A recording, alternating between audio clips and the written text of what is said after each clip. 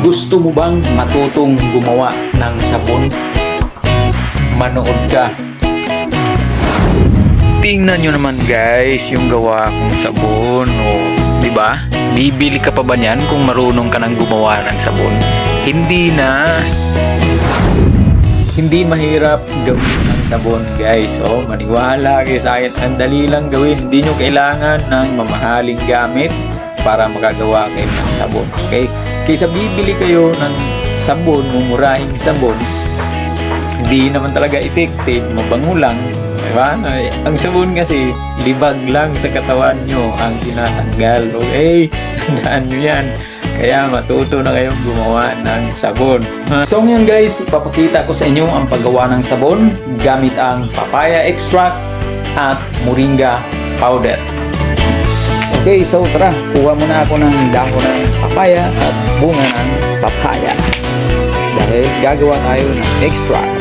Okay, ito na yung ating dahon ng papaya. Okay, isa lang yung gagamitin natin. Yung extract nitong dahon ng papaya, ito yung magiging colorant ng ating sabon.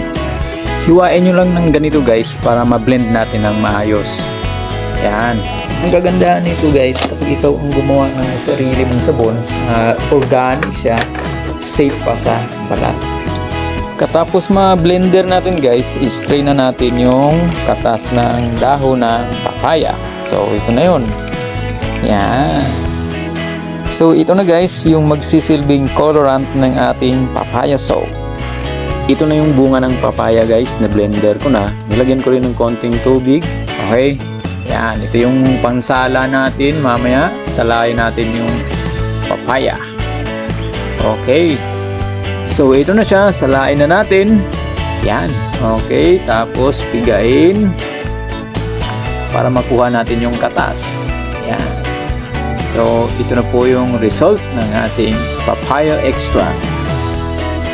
Okay. So, ito na yung ating papaya extract.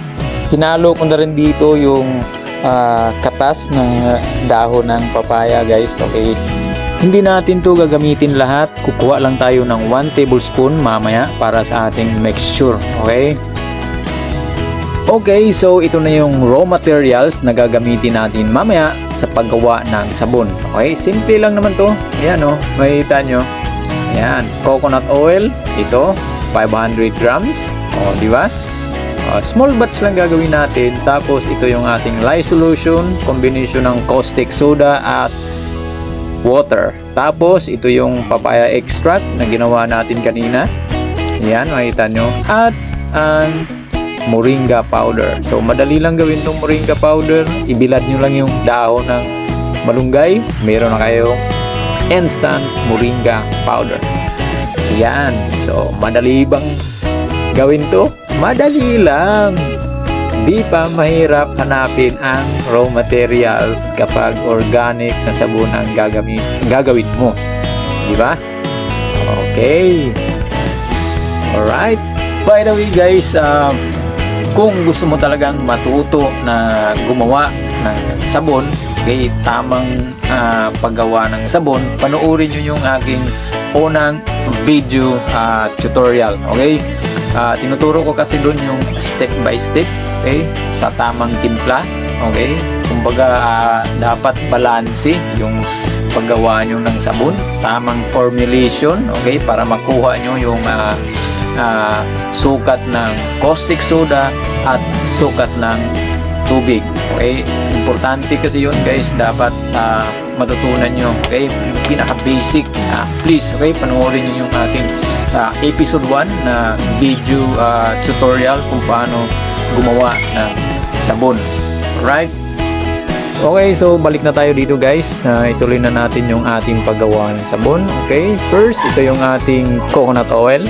Yan, tandaan nyo palagi, dapat mantika muna, okay, bago ilagay ang lye solution.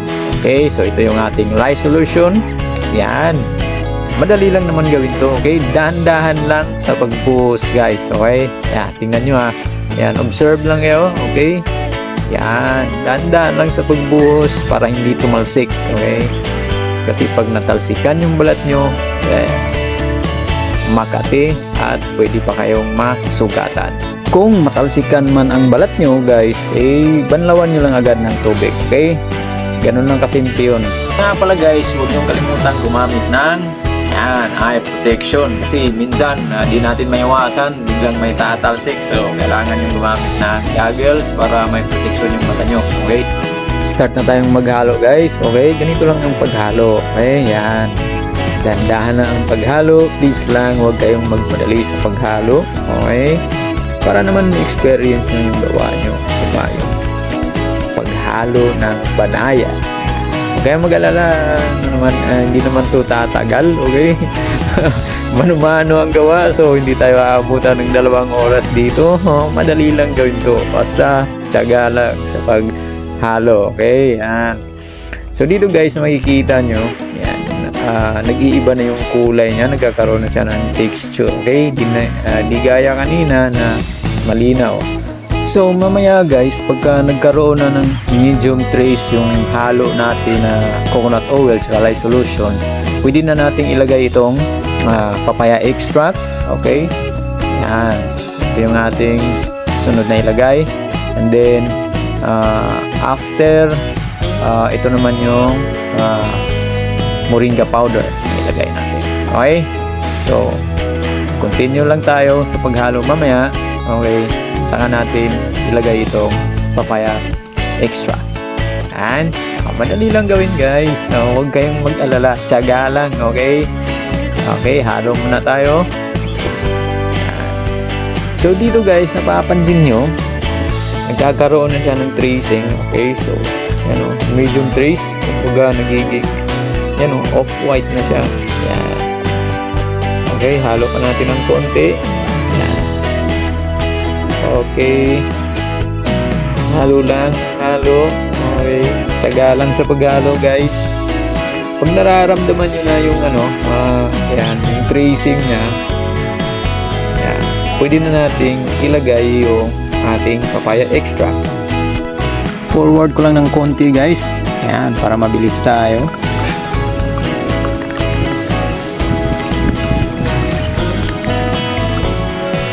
Okay guys, so dito medyo nararamdaman ko na yung tracing niya. Medyo may kabigatan na yung pag hinalo siya, okay? Mafe-feel mo medyo malapot na siya ng konti. Okay. Yan. Tingnan nyo. Okay, so pwede na natin ilagay yung ating papaya extra. Yan. Ito na yung ating ilalagay. Yan. Tingnan nyo guys, observe lang. Okay.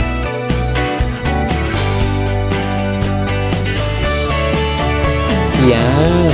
Okay. So, halo ulit. And, okay, after 30 minutes. Okay, siguro mga 20 minutes na halo, pwede na natin isunod yung moringa powder. Okay.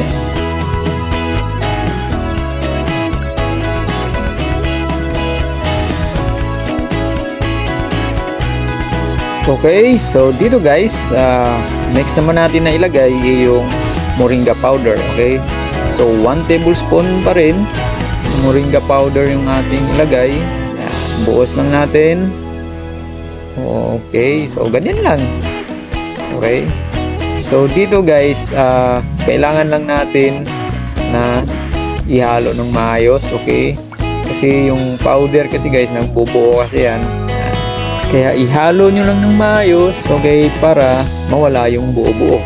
Yan, okay? So, forward ko na muna to guys.